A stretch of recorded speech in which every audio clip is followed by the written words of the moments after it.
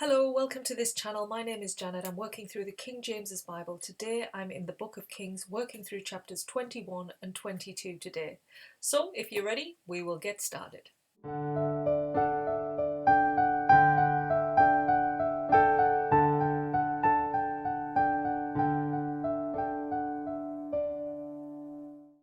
So this chapter starts, chapter 21, with King Ahab. And he is looking out of his palace and he sees a vineyard there, which he thinks that'll be a great spot to have a vegetable patch. And the owner of that vineyard is a man by the name of Naboth. So he goes to Naboth and he says, look, I'd like to buy your vineyard, take it from you because I want to grow vegetables there and it's right next to my palace. It's a perfect spot. I'll give you a great vineyard somewhere else. Can I have it? And Naboth said, no, this was given to me by my ancestors. This is my inheritance. You're not getting it.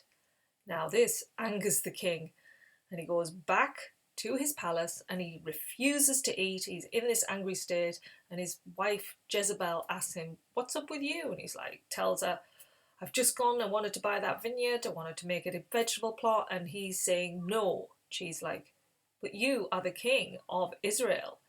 Nobody says no to you, kind of thing. And so she decides to put things right. She tells him, I'm going to get that plot for you. So she sends out letters to the elders and the nobles of the city where Naboth lives.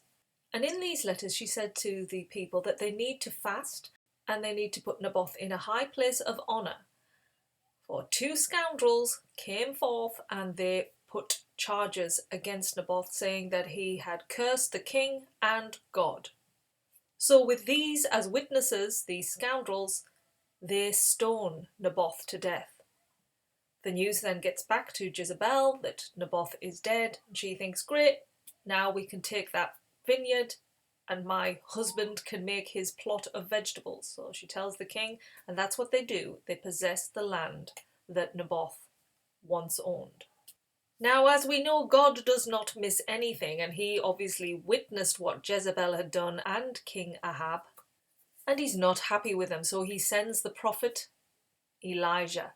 And he must have been shocked to see Elijah because remember, Elijah was the one that fled from the city because Jezebel wanted to kill him for basically destroying all of her Baal fake gods. But as we know, Elijah has a new spirit of God within him. He's got other people and he's like working with God. So he's working through him and he comes to King Ahab and he tells him, you've sold yourself to evil and that his house is going to end like Jeroboam, who ended up all of his family were killed and they weren't given a proper burial. And your wife Jezebel will be eaten by dogs at the wall of Jezreel. And the two of them were seen as evil by God because they have been worshipping false gods, they've murdered people now, and they've married, well, King Ahab has married outside of the Israel tribe, which is against God's laws, and he married Jezebel, who is from Sidonia. Now when Ahab heard these words from the prophet Elijah, he decides to go and tear off his clothes and put on a sackcloth, and he fasted. Now because of this, that he humbled himself before the Lord, Elijah was told by God that this curse would not come to him direct in his lifetime. Instead, it's going to be carried on to his son. So this is where we close chapter 21. We now move into the final chapter of Kings, the first book, chapter 22. And it starts saying there was a peace between Syria and Israel, and it lasted for 3 years. But it ends when King Ahab decides he wants back Ramoth Gilead. He wants that land, it belongs to them, Israel, and he decides it's time to get it back. So he consults with the king of Judah this time to get him on board. So then they've got all of the Israelites together to go against Syria, who own at the moment, or residing in Ramoth Gilead. And the king of Judah is named Jehoshaphat, and he decides to support the battle. But first he wants to know if this is the right thing to do by God, so he wants to hear it through prophets. So King Ahab has 400 prophets come and they all say the same thing. They say, yes, you should go to battle. Now Jehoshaphat's a bit leery, like all of them saying exactly the same thing, unified. He's not so sure about this, and he wants to speak to somebody who really is talking through God.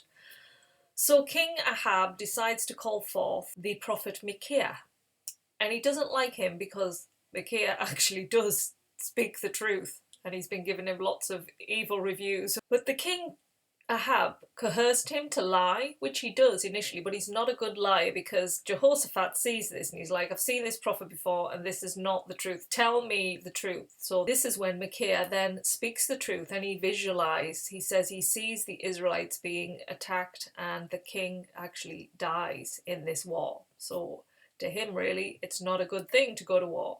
Now, the other 400 prophets are not happy in him saying this and they want to deny it. The king also, he's like, this is ridiculous, don't be crazy. And so they lock this Micaiah up in prison for, they think, telling lies. And he says, look, you can lock me up, and if you come back alive, then God did not speak through me. But obviously, if he doesn't, then he was right all along. So they dismiss this prophet's predictions and they go to war. So the war takes place in Ramoth Gilead, and the king, King Ahab, decides to go in disguise. So he switches robes with Jehoshaphat, the king of Judah.